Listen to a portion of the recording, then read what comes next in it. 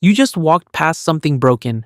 Perhaps it was a door that doesn't quite close right, or a sound coming from the car that everyone else in your life has accepted as a new permanent feature of the car. And without really deciding to, you noticed it, filed it somewhere in the back of your head without even meaning to, and it stayed there. It's not just a habit, it's a certain kind of mind. People who are drawn to fixing things aren't just problem solvers in the generic sense, like how everyone describes themselves as on a LinkedIn profile. What's actually happening is more precise than that. They can sense a system that's been interrupted, a gap between what is and what should be, and that gap produces this low-level cognitive itch that a lot of people don't experience, or at least not at the same intensity. It doesn't go away on its own. It sort of sits there, humming. Your partner can walk past the same leaking tap for 4 months. You've mentally disassembled the faucet, diagnosed the likely culprit, probably the O-ring, and cross-referenced the thread size before you finished your morning coffee. And the strange part is, you're not stressed about it. You're almost engaged. Researchers use the term systemizing to describe the cognitive drive to analyze, understand, and construct systems, to find the rules governing how something works. Not just mechanical systems, though that's the most visible expression of it. Any system. An engine, yes, but also the way a team at work keeps failing at the same handover point, or why a recipe that should work keeps going wrong on the third step. The fixer's mind is somewhat involuntarily mapping inputs to outputs, cause to effect, and what tends to get missed is that the broken object itself isn't really the final goal. The moment before it gets fixed, when you're looking at it, turning it over in your hands, forming hypotheses, that's where something brilliant is happening inside you. Most people feel a little stressed when they face uncertainty around a broken object. You, however, experience it as something rather interesting. These are completely different ways of relating to the unknown, and they can lead to very different lives. In fact, there is a recognized cognitive trait called need for cognition, the tendency to actively look for and enjoy complex thinking.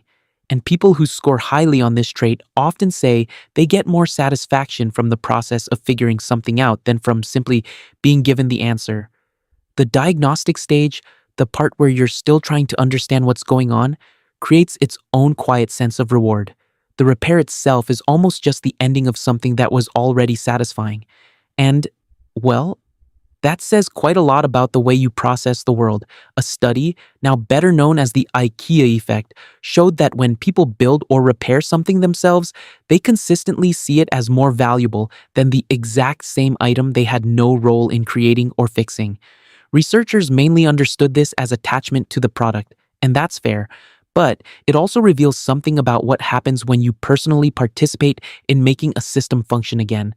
The hand that fixed it can't quite separate itself from the object afterward. There's a kind of authorship that happens even with something as impersonal as a flat pack shelf or a carburetor. That old car sitting in the garage, the one that's not worth what you'd put into it according to everyone with an opinion. It's not sentimental attachment in the way people lazily assume. It's more that the object has become entangled with an experience of understanding something. You've been inside it. You know how it works. That's genuinely hard to walk away from. The other thing that goes unremarked is the fixer's tolerance for complexity. When something looks complicated, a significant portion of people make a decision that this isn't for them. It would require too much time, or they simply wouldn't know where to start. But fixers respond differently. They move closer to the problem, not carelessly, but with a steady, methodical patience that comes from trusting the process of working something out more than trusting the need to already have the answer before they start. At first, it may look like ignorance, but in reality, it is closer to accumulated evidence. Every repaired object becomes another data point. Problems that once seemed impossible stopped being impossible the moment they were solved. Over time, they build a personal track record that says, I've done this before. I didn't know the answer going in, and I came out the other side with it working. So, this new thing probably isn't any different. What that describes in psychological terms is mastery motivation, one of the more durable forms of drive that's been studied.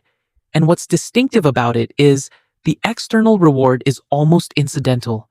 A fixer who solves a problem in an empty garage with nobody watching gets roughly the same satisfaction as a fixer who fixes it in front of an audience. So, the audience genuinely isn't the point. The system functioning again is. which is also, and I say this with full affection, why explaining exactly what you fixed to someone who did not ask and clearly does not have the vocabulary to follow along is apparently non-negotiable. But yeah, not for their benefit. Saying it out loud just makes the experience feel finished. You know what I'm talking about.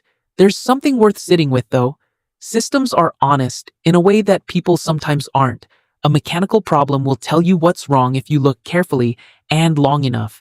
It has rules. It has logic you can follow. You can test a hypothesis and the system will give you real feedback. People are considerably messier. The causes aren't always visible. The solutions don't always hold. And sometimes you do everything right and still come out the other side, not understanding what happened. Fixers bring the same methodology to relationships they bring to objects. It mostly works until it meets something that isn't a system, and then it runs headfirst into the fundamental truth that some things aren't broken. Some things don't have one clear root cause that you can separate out and fix. They're simply part of life, and that can be much harder to accept. But what makes this particular way of moving through the world so remarkable, and I mean that honestly, not as some compliment you're supposed to brush off by saying you're just obsessive, is the basic assumption behind it. The fixer's premise is that there's a reason for things being the way they are, that the reason can be found, and that once you find it, something can be better. That's actually quite an unusual thing to believe. A lot of people have stopped believing that in ways they may not even notice anymore. You probably don't identify as an optimist. The entire way of thinking is too practical for the word optimist to really fit. But what else is it? When you look at something broken and think, yeah, I can do something with this. If not a very specific kind of stubborn evidence-based belief that things can work better than they do right now. So the next time you notice yourself instinctively reaching for something that isn't working properly, or mentally following a problem that no one else has even noticed yet, pay attention to that. That pull toward understanding how things work, toward seeing the separate parts and imagining them whole again, is not just some random detail of who you are. It may actually be one of the most honest expressions of it. And if you saw yourself anywhere in this video, it's worth noticing that the same instinct you use on broken things around you doesn't always get turned inward, toward the systems in your own daily life that have quietly stopped working the way they should. And maybe that is the real point. The same instinct that makes you notice broken things outside of you can also help you notice the systems inside your own life that have quietly stopped working. Your focus, your routines, your sleep, your energy, your sense of direction. Not everything can be fixed like a machine, but many things can be understood more honestly when you stop walking past the signal.